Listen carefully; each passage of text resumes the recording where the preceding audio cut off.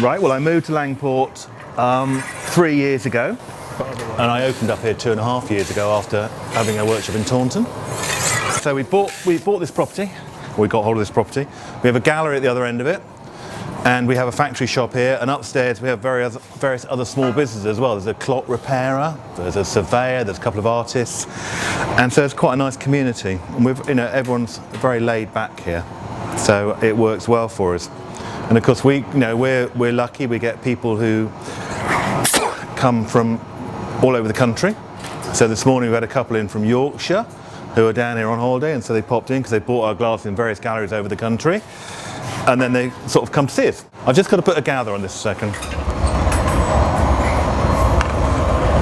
Well, the small business I work with mostly are around the whole of the country. I sell to a lot of galleries over the country that are generally small businesses.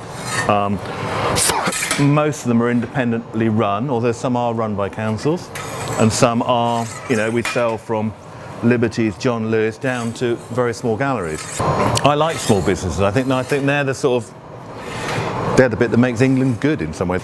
If we end up having every town with all the same shops in it, why bother going anywhere? I think you have to be flexible, and you have to really be aware of what people want. I think service is really important.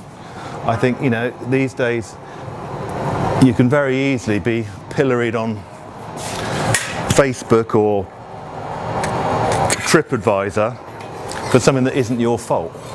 You've only got to have a couple of bitter customers or a bitter member of staff, and suddenly, you're in trouble.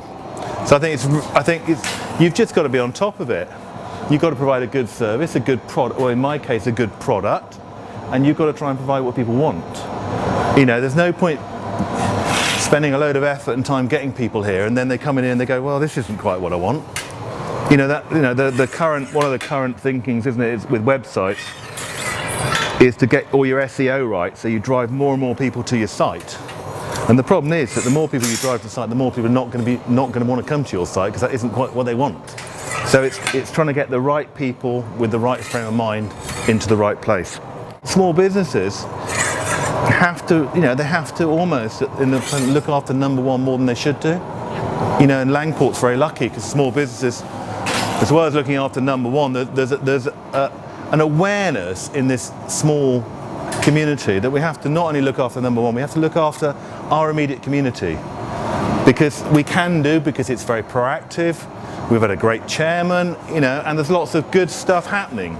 So when we're all talking, there's an awareness of we have to help each other to survive. Is that making sense? Good.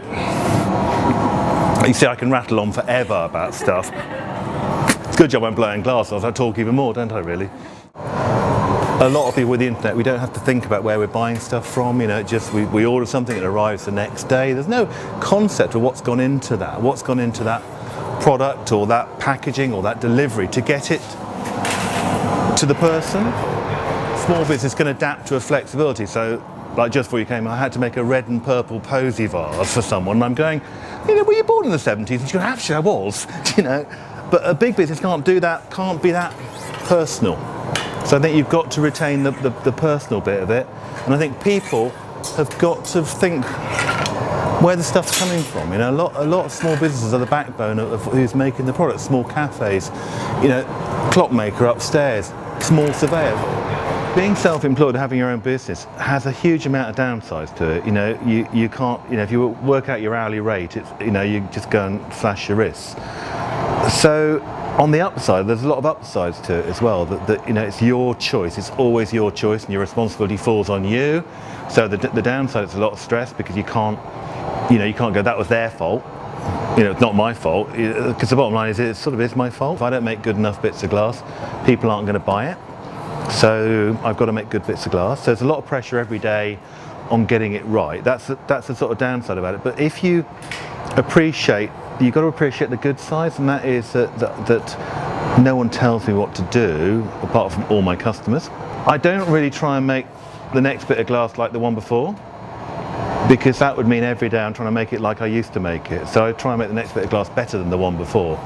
So there's always, and that's almost like a small business. You try and do better, you try and do your best, because actually if you don't do that, you found out really, really quickly. especially in the world we now live in. But even before then, you're always found out. You know, if you don't serve a good cup of coffee, people go to another coffee shop. If I don't make a good bit of glass, people go to another glass blower. You can get too big, and to the point where you can't do it. And I think people forget that with being self-employed. There's a point where you need to go, look, I'm happy with this, or I'm not, you know, but come back from it. If it's making you too stressed, then just go back to where you were.